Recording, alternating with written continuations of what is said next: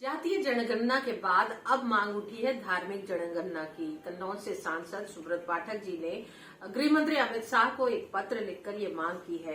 क्या मांग है आपकी पाठक जी, और अब क्या लगता है भारत में धार्मिक जनगणना संभव हो पाएगी?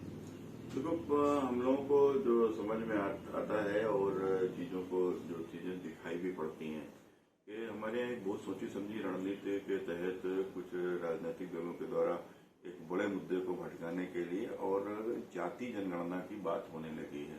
और ये तब हो रही है जब हमारे केंद्र की सरकार और राज्यों में भी जहाँ भाजपा की सरकार है वो बगैर किसी भेदभाव के और खासकर गरीब तबके को उनकी योजनाओं का लाभ नीचे तक पहुंचाया जा रहा है। तो ऐसे समय के ऊपर जाति जनगणना की मांग इसलिए कि इस देश के बड़े मुद्दे को भटकाया जा सके, देश का ध्यान उस ओर न जाए। आज इस प्रकार से इस देश में तेजी के साथ कई राज्यों में, कई जनपदों में जो मुस्लिमों की आबादी बहुत तेजी के साथ में बढ़ी है, तो उसको लेकर जरूर ये सवाल खड़ा होता है। मैंने प्रश्न भी किया है और ये मैंने पत्र भी लिखा है कि आजादी के समय जो 1947 में जब देश आजाद हुआ तो साथ में देश का विभाजन भी हुआ और वो विभाजन कहीं न कहीं संप्रदाय के नाम पर हुआ, इस्लाम के नाम पर एक देश पाकिस्तान बन गया। बचे हुए देश में जो इसको हिंदुस्तान में हमारा भारत जो है, उस समय के ऊपर यहाँ के जो टोटल जनसंख्या में 7% अल्पसंख्यक थे। अल्पसंख्यक यानी उस समय के ऊपर जो मुस्लिम, ईसाई, सिख, जैन, पारसी आदि, तो और बाकी 93% हिंदू आबादी थी। तो हिंदू में अगड़ा, पिछड़ा, अनुसूचित जनजाति आदि लोग, ये जो 93% हिंदू उसमें आते थे। तो कुल मिलाकर आज जब हम देखते हैं कि 75 वर्षों में जिस प्रकार से कई चीजें जो निकल कर सामने आई हैं, तो हमारे नजर में आया है कि हमारे देश में इन 75 वर्षों में वोट बैंक के लालच में कहीं न कहीं जो घुसपैठिए भी हमारे देश में आए हैं, तो उसमें रोहिंग्या, बांग्लादेशी और ये पाकिस्तानी जो मुस्लिम घुसपैठिए, तो और साथ ही साथ हमारे देश में वोट बैंक के लालची ये इस सरकारों ने कहीं न कहीं उनको ये वोट भी बनवा दिए और उनको आधार कार्ड भी जारी करा दिया। और साथ ही साथ एक विदेशी फंडिंग के आधार पर बहुत बड़े पैमाने के ऊपर धर्म परिवर्तन भी हमारे देश में कराए गए हैं, कई षड्यंत्रों के तहत। लेकिन अगर ये जनगणना हो भी जाती है, मान लीजिए अभी तक तो जातीय जनगणना की ही बात नहीं मानी गई है, बिहार में जातीय जनगणना की बात उठ रही है कितने दिनों से, लेकिन अगर धार्मिक जनगणना हो भी जाती है और उसमें आबादी अगर इससे ज्यादा आती है पिछले सर्वे के मुताबिक, तो उसके बाद क्या मांग करेंगे? नहीं, देखिए, मेरा तो आबादी ज्यादा आती है विषय नहीं है। मेरा तो विषय सिर्फ इतना है कि उसके जो षड्यंत्र जो सामने आते हैं, इस देश की धार्मिक जनसंख्या को और प्रभावित किया जा सके, इसको लेकर घुसपैठ भी कराई जाती है, इसको लेकर तमाम प्रकार के छल भी किए जाते हैं, जिसमें तमाम सारे छल सामने भी आते हैं, प्रमाण मिलते हैं, लव जिहाद, लैंड जिहाद वगैरह वगैरह, पैसे देकर धर्म परिवर्तन, तो बहुत सी चीजें सामने आती हैं।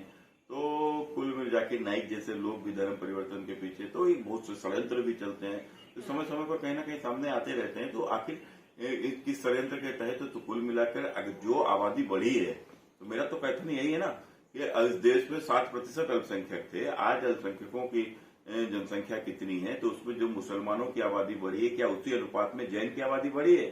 क्या उसी अनुपात में बौद्ध की आबादी बढ़ी है? क्या उसी अनुपात में सिख की आबादी बढ़ी है? और यदि नहीं बढ़ी है तो फिर क्या एक षड्यंत्र है क्या? तो जो भी है वो निकल कर सामने आएगा।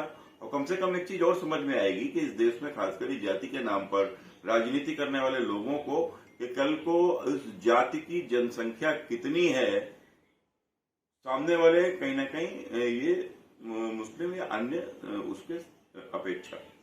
जब ये जनगणना मान लीजिए हो जाती है तो जो अनुपात निकल कर आएगा, तो वो बाकी फिर क्या घुसपैठिए करार दिए जाएंगे? नहीं, ये मेरा विषय नहीं है घुसपैठी के करार दिए जाएंगे। मेरा विषय है कि कुल आबादी कितनी है।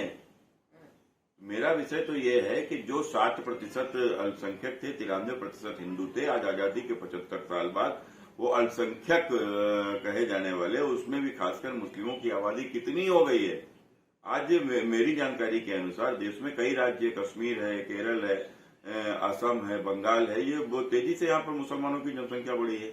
200 से अधिक जो जनपद हैं वहां के ऊपर तेजी से इनकी जनसंख्या बढ़ रही है, मुस्लिम बाहुल्य हो चुके हैं।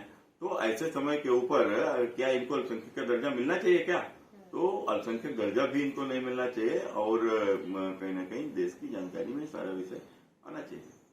एक और बात पूछना चाहूंगी, आपने गृह मंत्रालय को पत्र लिखा, इस पर क्या जवाब मिला है या क्या आप अनुमान लगा रहे हैं, उम्मीद कर रहे हैं कि क्या? नहीं, हम लोग तो कोशिश कर रहे थे कि इस बार सदन चल रहा था, सदन में हमको मौका मिलता तो हम जरूर इस विषय को सदन में रखते, लेकिन कांग्रेस ने जिस प्रकार से सदन को चलने नहीं दिया, लगातार शोर मचाते रहे, तो हम सांसदों को मिलने वाला समय हमें कहीं 0 आवर में मिलता या अन्य कहीं किसी प्लेटफॉर्म पे हमको मौका मिल सकता था, जो नहीं मिल पाया।